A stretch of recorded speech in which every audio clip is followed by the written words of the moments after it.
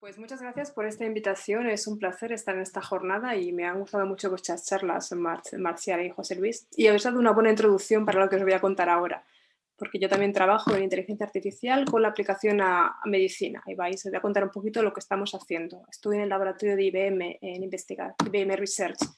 Antes era IBM Research Zurich, ahora lo llaman IBM Research Europe. Pero bueno, estamos en Zurich. A ver. Aquí está. Bueno, quería, esto a lo mejor supongo daros una introducción de quién soy, porque aunque hoy día trabajo en biomedicina, realmente empecé como física, trabajaba en modelos cosmológicos. Entonces, evidentemente, hoy no voy a hablar de cosmología, pero quería contaros que lo que hice hace unos años, que desarrollaba modelos de cosmología en los que existen dimensiones suplementarias. Bueno, hice esto durante unos años y al final, poco a poco, empecé a cambiarme hacia la biología, lo que era entonces, hace 10 años, la biología de sistemas, que hoy es más bien AI o AI en español. ¿Y por qué os cuento esto? Es porque para daros un poco la idea de que la gente que hoy día trabaja en inteligencia artificial son gente que en realidad hay muy pocos biólogos. De nuevo, estoy enfocada en aplicaciones a la biomedicina. Entonces, por ejemplo, en mi grupo casi todos venimos o de la física, de la matemática, de la ingeniería, informáticos, estadísticos. O sea, la idea es gente que viene de formaciones técnicas, que tradicionalmente trabajaban en otros campos, como en mi caso la cosmología, y poco a poco hemos ido cambiando hacia la biología. Entonces, era un poco solamente la idea de daros la idea de que hoy este es un campo altamente interdisciplinario. Y antes de contaros un poco lo que estamos haciendo, quería un poco dar la imagen global. ¿Qué es lo que intentamos hacer? Entonces, encontré este dibujo en internet, evidentemente no lo he hecho yo, y es un poco futurista este dibujo, pero en el fondo muestra lo que yo creo que ya es en parte en realidad en la consulta de un médico. Entonces, este es el objetivo lo que nos gustaría alcanzar de aquí a unos años. Cuando nosotros vamos al médico, por ejemplo, yo estoy enferma y voy al médico, la idea es que tengamos un montón de herramientas informáticas, que el médico tenga a su disposición esas herramientas informáticas y que puedan ayudarle en el diagnóstico y el tratamiento de la condición que sea que yo tengo. Y estas tareas son muy variadas. Evidentemente, un médico realiza muchas tareas diferentes. Y la idea es realmente simplemente automatizar aquellas que son más monótonas y rutinarias, aquellas que consumen parte del tiempo del médico y que realmente no requieren un gran nivel de cualificación. ¿Esto qué puede ser? Pues mira, puede ser desde organizar los diferentes tipos de datos, integrar, presentar de una manera esquematizada y un sumario, de tal manera que el médico pueda ver fácilmente toda la información del paciente y le puede ayudar a hacer el diagnóstico o el tratamiento. También puede ser establecer vínculos con otros estudios, otros artículos, otras cohortes de pacientes que tengan síntomas similares, con lo cual el médico tiene acceso a esa información suplementaria que a lo mejor si la tiene que buscar él de manera manual le llevaría mucho más tiempo. Esto es un poco el objetivo. Y en parte el dibujo es futurístico, pero creo que muchos de estos softwares ya existen en las consultas de los médicos. Otro de los elementos que me gustaría introducir es por qué hoy día hablamos de la AI en biomedicina. Perdón, sigo diciendo AI porque y me veréis durante la charla, voy a utilizar Spanglish más de una vez. Digo AI de Artificial Intelligence en vez de inteligencia artificial. Y es que llevo muchos años fuera de España. Entonces intentaré no utilizar mucho Spanglish, pero de vez en cuando me saldrá y me disculpo de antemano. Entonces, bueno, lo que también me gustaría comentar es por qué hablamos hoy de inteligencia artificial y no hace 10 años. Bueno, hace 10 años se hablaba, pero desde luego no con tanto énfasis como se habla hoy día. Entonces, el concepto que quería ilustrar aquí es lo que se llama la revolución de los datos. Vivimos hoy día inmersos en la producción a diario, en cada momento de la producción de datos relacionados con cada uno de nosotros. Se estima que una persona a lo largo de su vida hoy día genera más de 1000 terabytes de datos, que es una cantidad inmensa, ingente. Hablo solamente de datos relacionados con la salud, datos que pueden ser predictivos de cómo esa persona va a evolucionar a lo largo de toda su vida. De estos datos se estima que a lo mejor menos de 1 terabyte son datos clínicos. ¿Qué son datos clínicos? Pues puede ser, por ejemplo, cuando vamos al médico y nos hace un análisis de marcadores de sangre y mide el colesterol, la glucosa, la presión arterial, etc. Esos son datos clínicos. Estos datos evidentemente determinan la salud, pero solamente se estima que solamente influencian o predicen, esto más bien de predicciones, solamente predicen un 10% del estado de salud de esta persona a largo plazo. Entonces, ¿dónde está el otro 90%? Bueno, evidentemente el genoma influye. Hay gente que puedes nacer con una mutación que te predispone hacia cierto tipo de cáncer, entonces es más probable que tengas ese tipo de cáncer. Con lo cual el genoma evidentemente también tiene una parte con influencia a la salud. Pero esta influencia, de nuevo, no es mayoritaria. Se estima que es un 30%. ¿Pero dónde está el resto de la información? Bueno, pues ahora mismo hay mucho énfasis en lo que se llama los datos exógenos. ¿Qué son datos exógenos? Son datos que son, para empezar, recogidos pues, con teléfonos portátiles, con smartphones, con computadoras, aplicaciones, datos en los que damos información de nuestro estilo de vida, si somos activos, si somos sedentarios, qué comemos, cuántas horas dormimos, el nivel de estrés. Todos estos datos, a lo mejor cada uno de ellos por sí no es muy informativo, pero cuando están analizados en conjunto, tienen una información fundamental acerca del estilo de vida, cuán saludable o no saludable es, y tiene una gran importancia para predecir la evolución de esta persona a largo plazo. Hablamos aquí de predecir a largo de toda una vida, un lifespan. Entonces, es ahora cuando solamente estos últimos años que toda esta abundancia de datos se ha hecho disponible, solamente ahora que podemos empezar a desarrollar modelos complejos que puedan predecir a partir de datos complejos. También me gustaría mencionar un poco, y os prometo que ya estoy acabando la introducción y ya voy a contaros un poco más en detalle lo que hacemos, pero me parece que estas cifras son interesantes para ver cuál es el impacto de la inteligencia artificial en el campo de la salud. Y estas cifras las encontré, las he sacado del estudio americano, con lo cual hablamos de los ahorros anuales en Estados Unidos. Pero en el fondo los datos son extrapolables a cualquier otro país desarrollado. En España, en cualquier otro país con un sistema sanitario desarrollado como es el nuestro, la aplicación de la inteligencia artificial va a suponer un ahorro sustancial, porque simplemente, como decíamos antes, el médico le vamos a eliminar muchas de las tareas rutinarias y monótonas y vamos a mantener su tiempo, proteger su tiempo para tareas que requieran mayor nivel de cualificación, que es en el fondo lo que también es más satisfactorio para el médico. Pero más importante que realmente el ahorro, que es importante, yo quería realmente resaltar la mejora de los resultados. La idea, evidentemente, no es sustituir al médico, sino ayudarle en la toma de decisiones. Con lo cual, si a un médico, por ejemplo, si tiene que hacer un diagnóstico difícil de una enfermedad rara, si le damos tenemos una herramienta informática que puede, para empezar, analizar los datos en conjunto, hacer un resumen y presentar las posibilidades de una manera esquemática y organizada, al médico le será más fácil quizás analizar las diferentes opciones y elegir la que le parezca más adecuada para cada caso. Entonces, me gustaría cerrar esta introducción realmente recalcando una vez más que el objetivo no es sustituir al médico. Y además, yo creo que eso, evidentemente en las películas futuristas vemos todo tipo de predicciones de cómo va a evolucionar la inteligencia artificial. Yo no creo que estemos cerca, yo no creo que yo lo vaya a ver, ni que mi hijo vaya a ver una situación en que los médicos ya no existan. Los médicos van a ser necesarios, pero la idea es realmente ayudarles a la toma de decisiones. Bueno, y tras esta introducción me gustaría contaros un poquito más en concreto lo que hacemos en Zurich. Y os voy a hablar, primero quería presentar en líneas generales lo que mi grupo está haciendo. Nosotros trabajamos en lo que es la medicina de sistemas y nos interesa, estamos bastante enfocados en cáncer y lo que queremos es realmente en desarrollar nuevas líneas de medicina personalizada. Entonces, ¿esto cómo lo hacemos? Porque no tenemos diferentes líneas de investigación. En la primera, evidentemente, lo que queremos es entender cuáles son los mecanismos que subyacen la enfermedad cada cáncer. Y Marcial un poco ya habló de la heterogeneidad, hablaré más también del cáncer de mamas, pero ya habéis oído que el cáncer es una enfermedad muy compleja, es una enfermedad que varía mucho de paciente a paciente y también varía dentro del mismo paciente. Con lo cual, cuando hablamos de entender los mecanismos, no hay mecanismos universales que expliquen todos los tipos de cánceres. Tenemos que hablar en cada caso, en cada paciente, qué tipo de mutaciones, qué tipo de alteraciones tiene este paciente, cuáles son las que hay que tratar, cuáles son las más importantes. Y una vez que entendemos cuáles son las mutaciones que subyacen a cada cáncer, entonces podemos intentar diseñar las terapias óptimas para ese paciente. Entonces, la idea realmente de medicina personalizada es, en cáncer al menos, está realmente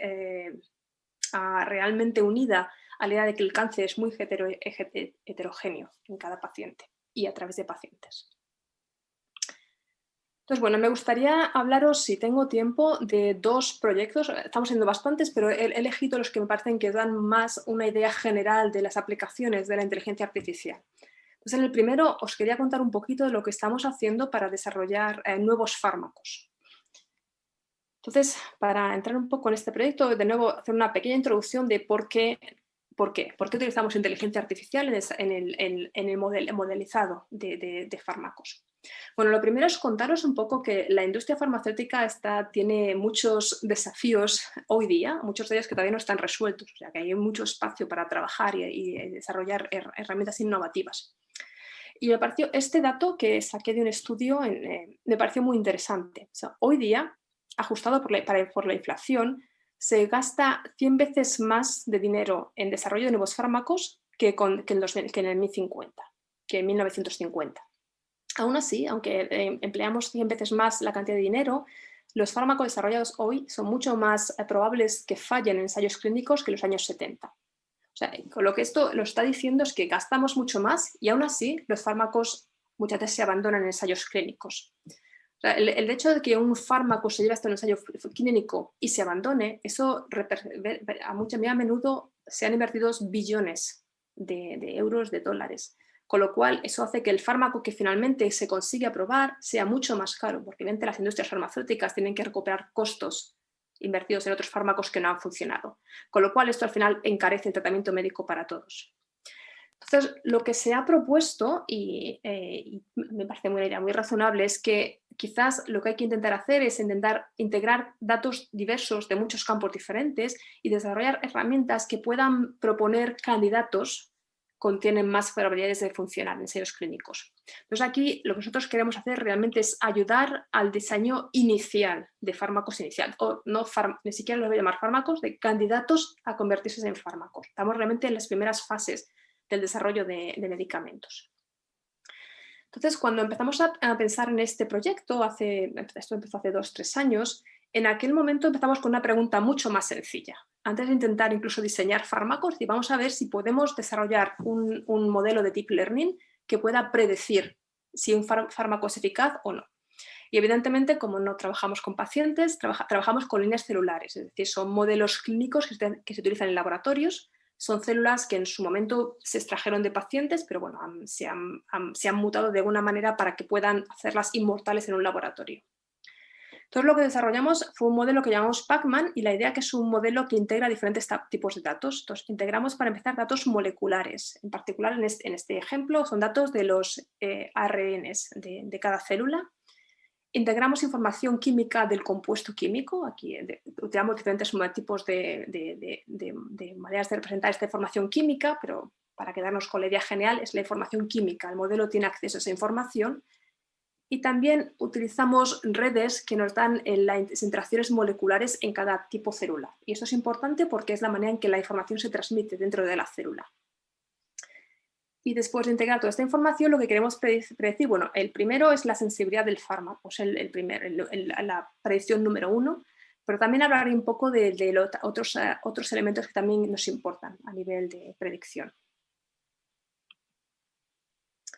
Entonces, bueno, no voy a entrar en los detalles de la arquitectura que desarrollamos, lo llamamos Pacman. Eso no fue la idea, no fue mía, fue de uno del equipo.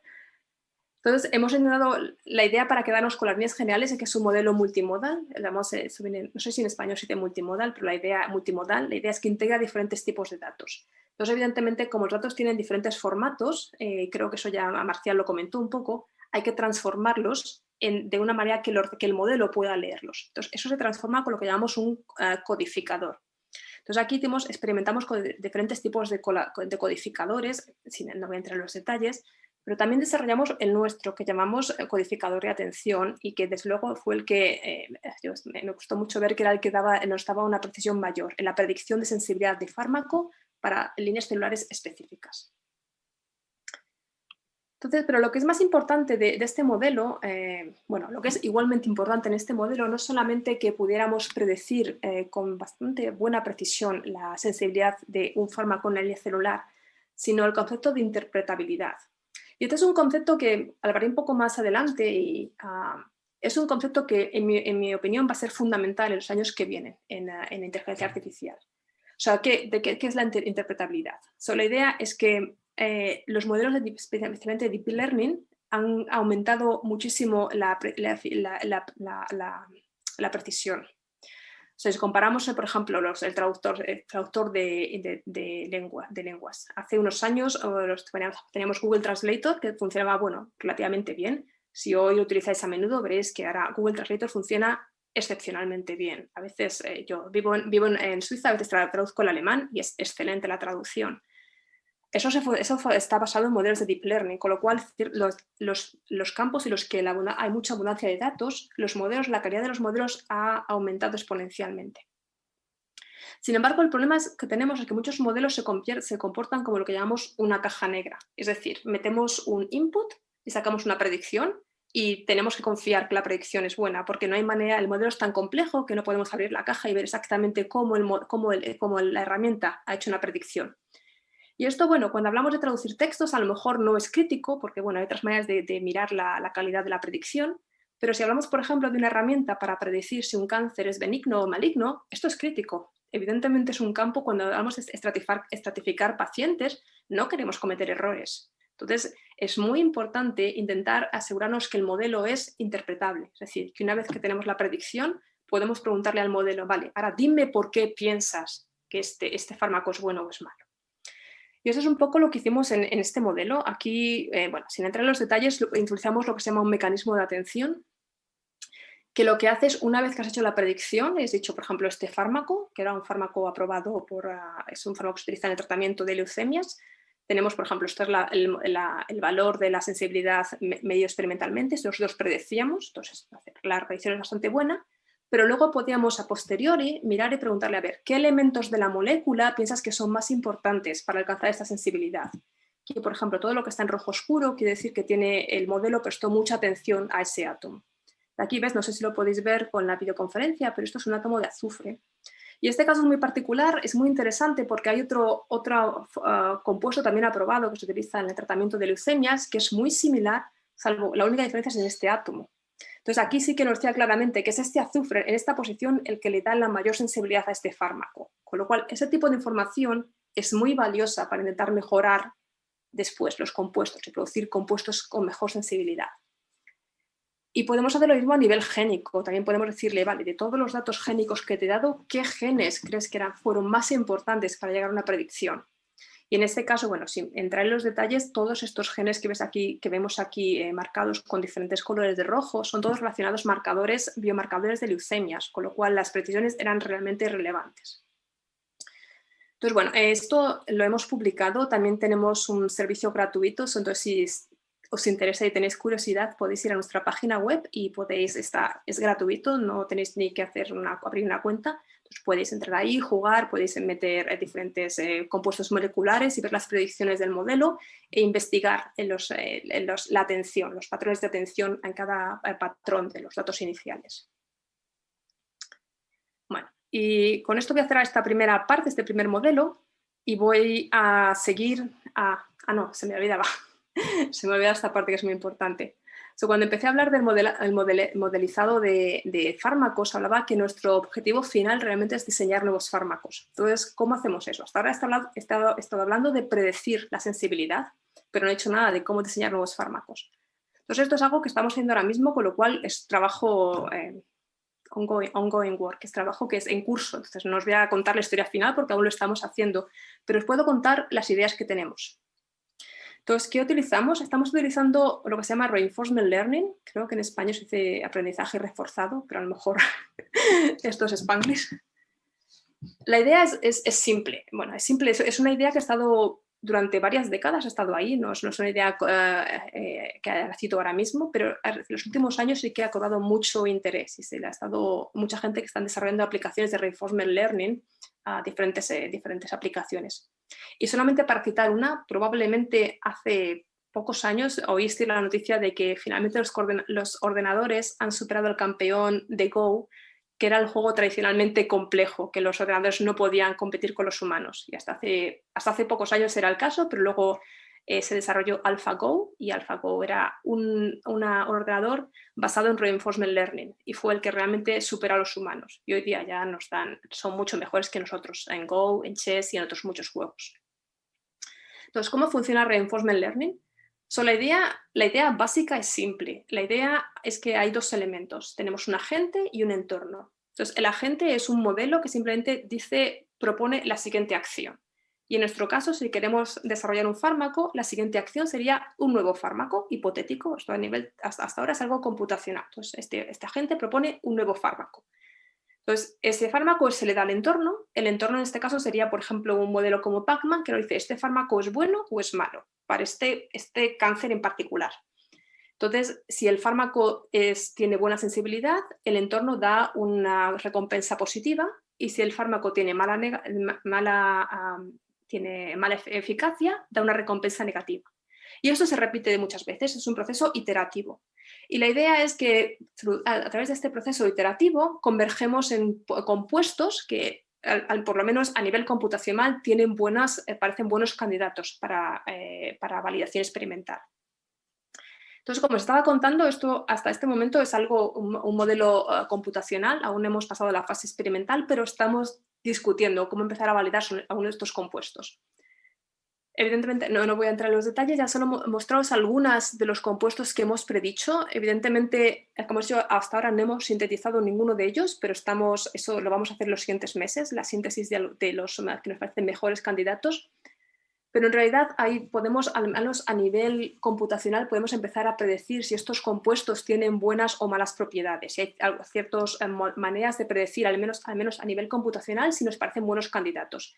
Y por el momento los compuestos que hemos predicho para diferentes tipos de cáncer, hemos mirado en neuroblastoma, en cáncer de mama, cáncer de pulmón, etc., hemos encontrado compuestos con buenas propiedades, con lo cual ahora estamos en la fase que estamos intentando elegir uno o dos compuestos, y lo que vamos a hacer es sintetizarlos aquí, en IBM. Y para eso tenemos una colaboración con un equipo de química robotizada, lo que es realmente increíble. Han montado un laboratorio automático en el que hay un robot que produce todos los pasos para la síntesis de compuestos de manera completamente automática.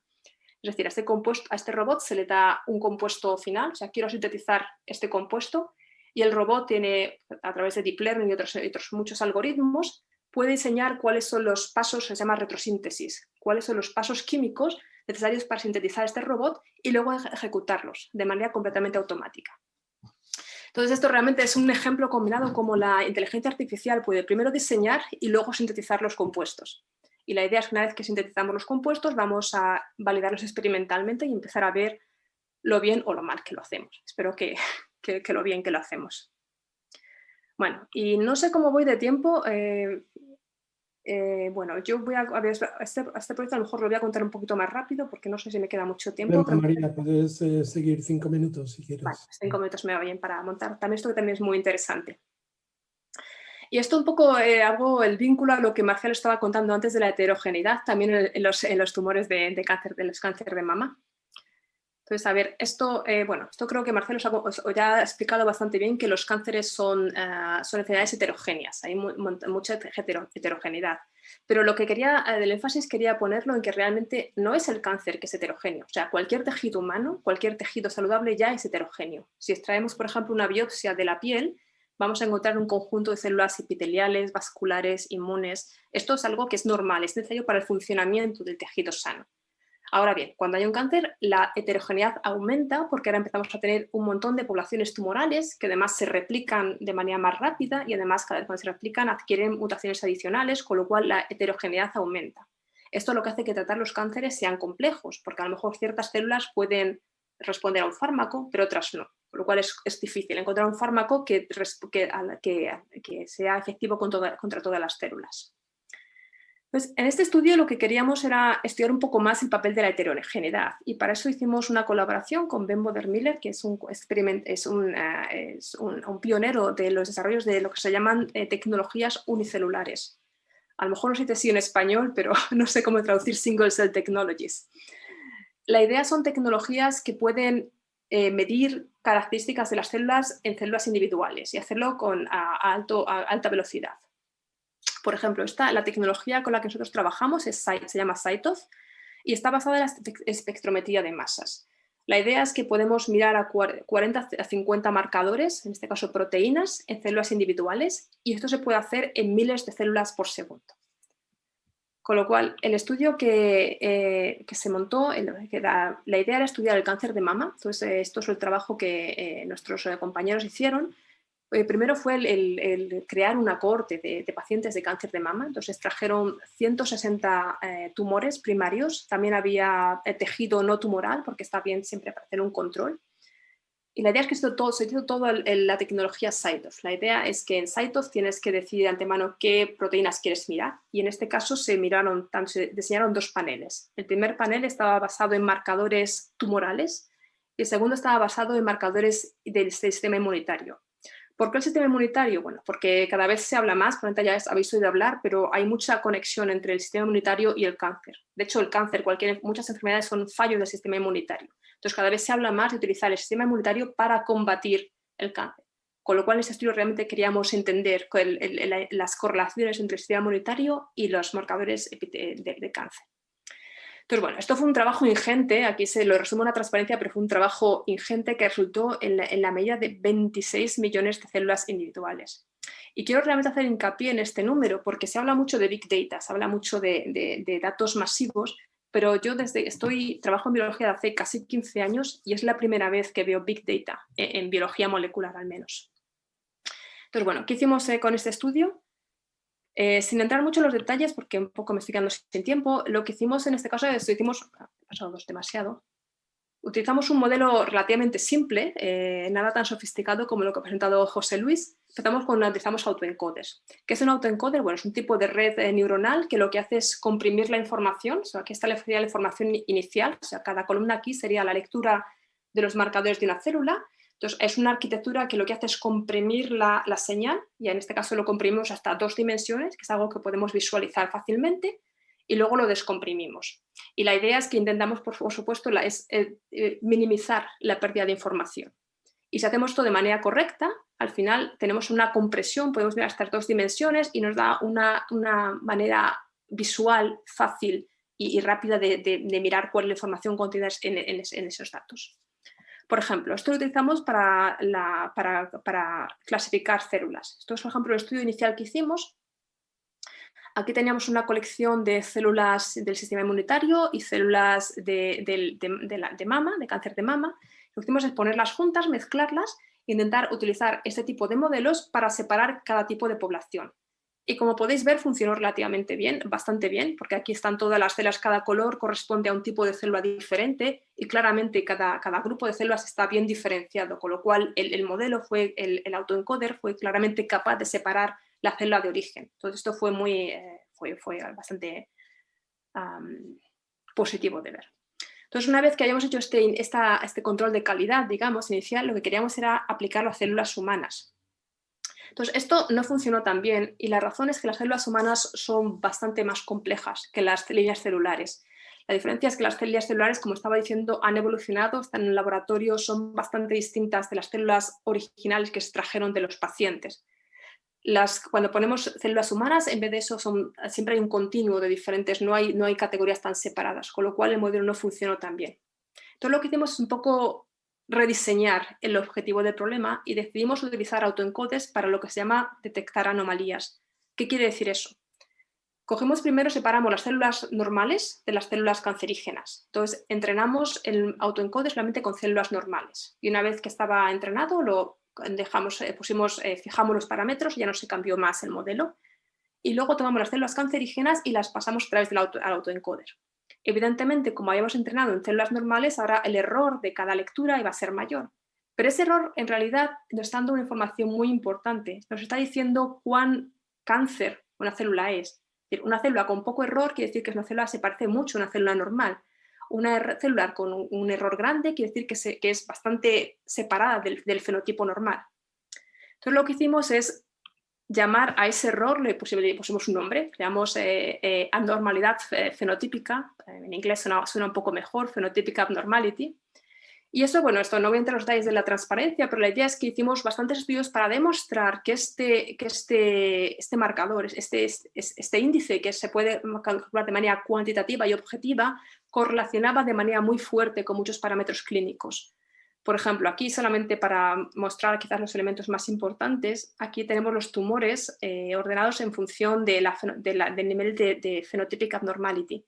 Y podéis ver que también el color negro son los que tienen un grado más avanzado. Y podéis ver que hay claramente una correlación. A medida que aumenta la phenotypic abnormality, aumenta el grado del tumor. Con lo cual ya empieza a darnos la indicación de que este índice predice bastante bien el grado de avance de un tumor, de cuán avanzado está el tumor. Y bueno, luego vimos que también había correlaciones bastante fuertes con otros parámetros clínicos que se utilizan para estratificar pacientes. Y lo último que me quería decir ya antes de finalizar es por qué esto es importante. La idea es que, como decíamos antes, no queremos sustituir a los patólogos, no es mi idea, no es en absoluto. Yo no soy patóloga, yo nunca puedo hacer el trabajo de un patólogo. Pero también se ha visto que cualquier trabajo humano fuera de mucha variabilidad. No porque el patólogo no sea un experto en su campo, porque a veces simplemente puede ser que a lo mejor la biopsia que se le ha enviado se tomó de una porción del tumor que tenía poca variabilidad, con lo cual el patólogo no tenía los elementos para predecir de manera precisa la clasificación del tumor. Por el medio de la utilización de este tipo de tecnologías unicelulares que pueden mirar de manera más profunda la heterogeneidad y la aplicación de marcadores e índices objetivos y cuantitativos, podemos ayudar a los patólogos a tener una predicción más correcta, de mirar de una manera más global el conjunto de toda la información de todas las células. Con lo cual, realmente lo que estamos es aumentando el grado de información que se pone a la disposición del patólogo para que pueda hacer su trabajo mejor. Y bueno, solamente creo que con esto voy a cerrar este proyecto. Bueno, solamente mencionar, esto es un proyecto que está también en curso. Llevamos 2 años trabajando en esto y tenemos otros 2 años más. Está financiado por la Comunidad Económica Europea.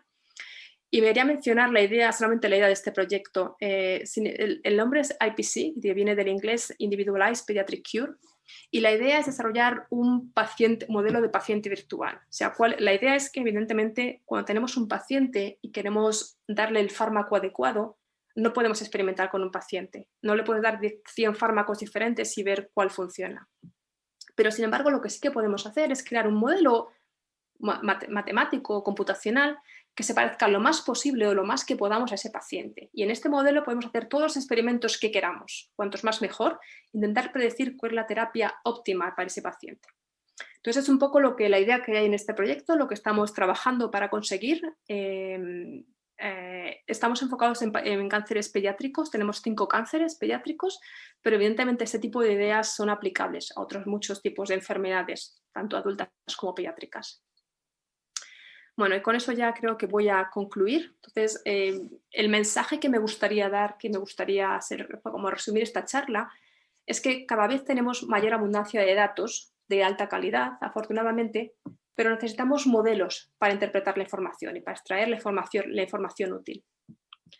Entonces, la AI puede ayudarnos en muchas tareas que son monótonas y rutinarias para los humanos, pero para un ordenador es fácil y suelen tener quizás el tipo de tareas menor, un índice de errores menores que los humanos. Por ejemplo, extracción automática de datos, integración de datos y análisis preliminar de los datos y quizás la identificación de los patrones más importantes. Entonces, algunos de los proyectos en los que he presentado por ejemplo, os he hablado un poquito de cómo podemos utilizar modelos de Deep Learning para modelizar y diseñar nuevos fármacos. También el tipo de análisis que podemos hacer con datos unicelulares, utilizando también modelos de inteligencia artificial. Y luego también mencionaros cómo esto realmente puede tener una aplicación real para pacientes, tanto pediátricos como adultos, como de cáncer, como de cualquier otra información. Realmente todo esto tiene un beneficio, creo yo, inmenso para el sistema de salud en general. Y como reto futuro, bueno, he dado un poco de la interpretabilidad. Yo creo que es algo que cada vez más vamos a darnos cuenta de que es necesario abrir la caja negra y empezar a desarrollar modelos que podamos preguntarle, ok, ¿por qué piensas que esto es una predicción? ¿Qué es lo que te hace pensar que esto es la predicción correcta? Yo aún no tengo la respuesta, pero evidentemente estamos trabajando en esta dirección. Último, si alguno de estos modelos o trabajos os ha llamado la atención, os invito a que visitéis nuestra página web. Tenéis, bueno, has hablado un poco de Pacman, pero hay otros muchos modelos que tenemos un vínculo a las publicaciones. También todos estos hay muchos que tenemos web services que están abiertos y gratuitos, entonces os invito a que juguéis con ello y me contactéis si tenéis preguntas o sugerencias. Y finalmente solamente quiero agradecer evidentemente al equipo que ha hecho todo esto posible y bueno, a las agencias evidentemente que han financiado estos proyectos. Y con eso, pues muchas gracias.